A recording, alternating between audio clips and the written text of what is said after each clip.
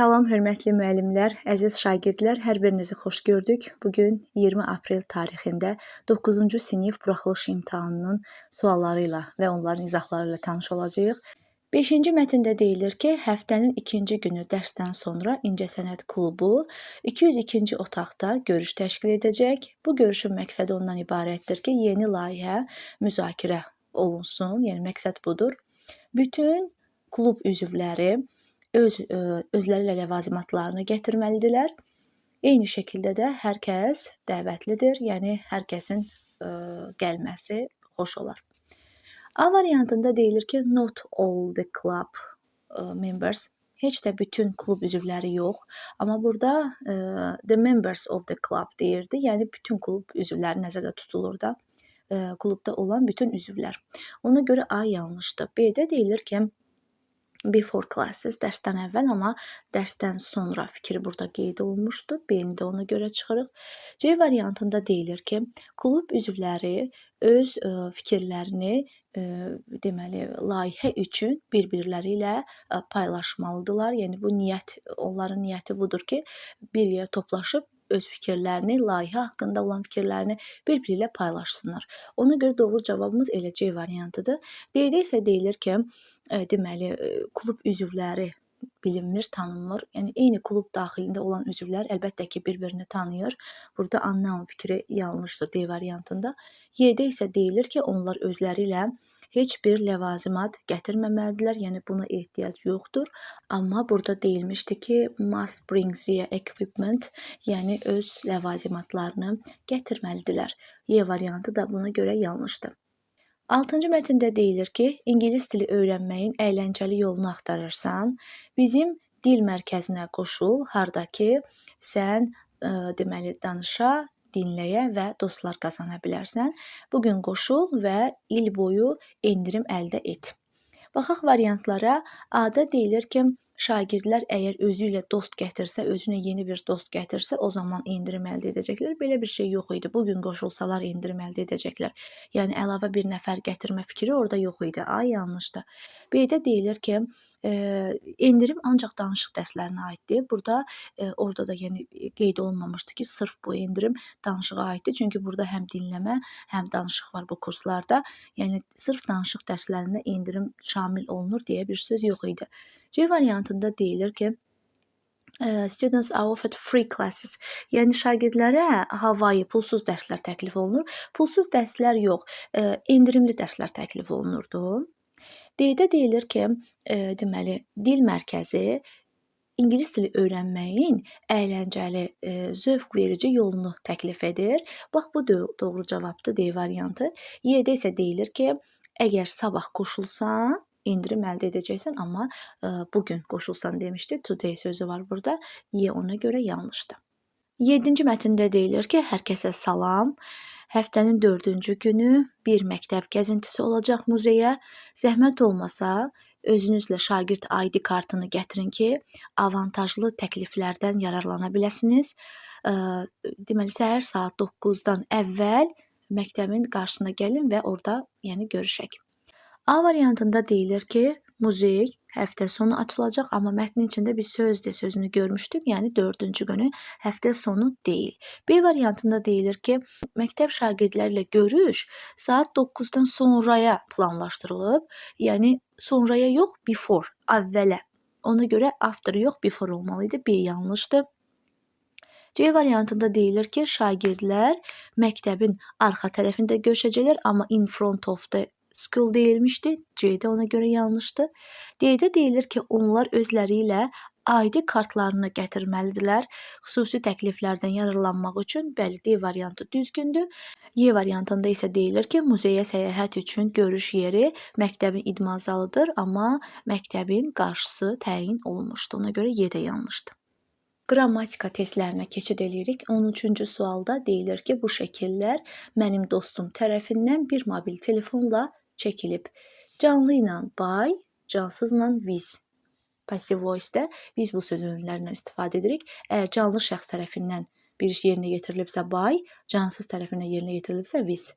Ona görə D variantıdır. 14-cü testdə deyilir ki, pul kəndlilər tərəfindən tapılıb, Onlar onu polisə təqdim etdilər. Deməli, birinci tərəfdə biz məchul növ verəcəyik, ikinci tərəfdə isə işi görən məlum olduğuna görə məlum növ verəcəyik. Əvvəlcə biz bura fe'l formalarını yerləşdirməmişdən əvvəl gəlin variantlara baxaq.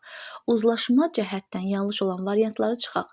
Məsələn, C variantında biz indiki zamanla keçmiş zaman görürük, ona görə çıxırıq C-ni. D variantında da həmçinin keçmiş zamanla indiki zaman uzlaşmaz, ona görə də D-ni də çıxdıq. Birinci tərəfdən məchul, ikinci tərəfdən məlum olan variantımız A variantıdır. Money was found by the villagers. They gave it to the police. 15-ci testimiz də məchul növə aid test tapşırığıdır. Bu imtahanda ümumiyyətlə məchul növə aid artıq hələ ki 3-cü sualdır. Yəni passive voice mövzusuna çox önəm verilib nəsə bu imtahanda.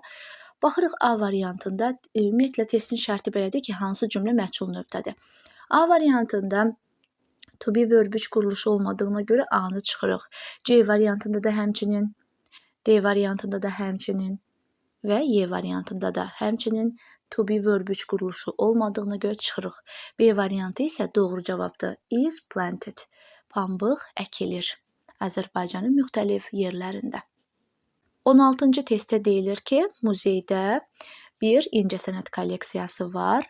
Muzey məlum muzeydir təbii ki, məlumat verirsə, yəni tanıdığı bir muzeydir, Z artiklı və bir incəsənət kolleksiyası mənasında ən artiklı verməliyik. Ona görə ən verir ki, art sözü saitlə tələffüz olunur.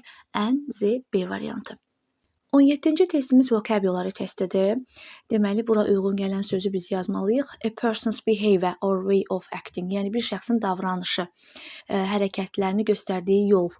Bu da manner sözü ilə uyğunlaşır, yəni davranış. 17-də Y variantı.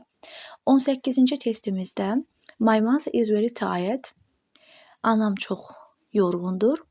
I must help her. Mən ona kömək etməliyəm. A variantında etməməliyəm deyir. C variantında might'dan sonra to gəlməz. D variantında da həm edə bilmərəm deyir, həm də can'dan sonra to gəlməz. Y-də isə have-dən sonra to yoxdur. Cavab B variantı. 19-cu testimiz uzlaşma testidir. Həm də dolayısı yoluna yenə də burada passive voice biz görmüş oluruq. Artıq 4-cü dəfədir ki, məchul növə aid biliklər tələb olunur bu imtahanda. Deməli, burada biz sözündən əvvələ baxacağıq information sözünə. Information təkdə olduğuna görə tək xəbərlər götürməliyik. Əslində, məsələn, biz burada 1-i götürə bilərik, 2-ni və 5-i. Amma 1-i çıxmalıyıq. Ona görə ki, cümlənin mənası belədir ki, deməli, bu kitablardakı məlumat götürülüb, internetdən götürülüb. Ona görə məchul məna lazımdır. Məchul məna üçün də gərək burada will be taken olardı. B-si olmadığına görə 1-i çıxdıq. Məchul məna yaranmadığına görə. Amma 2 və 5-ci sözlər məchul yaradır. Ona görə C variantı. 20-ci testimizdə düzgün yiyəli olan variantı tapmalıyıq. A variantında these cəm isimlərin qarşısında işlənir və men də yiyəliyi apostrof S ilə düzələn bir sözdür. Ona görə düzgün cavab elə A variantıdır. B variantında men S-i özünə götürməz. C variantında z sözü tək isimin qabağında gəlməz. D variantında mən sözü bu cür cəmlənməz. Y variantında isə zis əvəzliyi cəm isimin qarşısında gəlməz. Ona görə düzgün A variantıdır. 21-də isə sual əvəzliyi yerinə yerləşdirməliyik. Bugün kofeni kim hazırlayır? Who? 22-ci testimizdə bağlayıcı yerləşdirməliyik boşluğa. Onlar məni partiyaya dəvət etmədilər. İkinci tərəfdə deyir ki, mən getmədim. Deməli, bizə nəticə bağlayıcısı lazımdır da. Onlar məni çağırmayıblar, mən də ona görə getməmişəm. Ona görə də. So.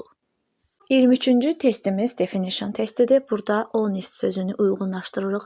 Always telling the truth, 1-ə C.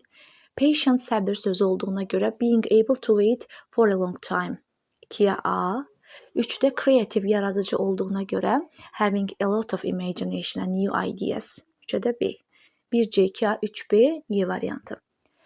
24-cü testdə deyilir ki, bir-birinə yaxın mənalı olan sözlər seçin, sinonimlər seçin. Çox da rahat bir test verilibdir sinonim olaraq. A variantı nice, beautiful. 25-ci testimizdə doğru antonimlər cütlüyünü tapmalıyıq. açıq tipli sualdır. Biri götürürük dangerous, təhlükəli, safe, güvənli və dördüncünü götürürük boring, sıxıcı, interesting, maraqlı. Bugünkü imtahanın izahından bu qədər. Hələlik.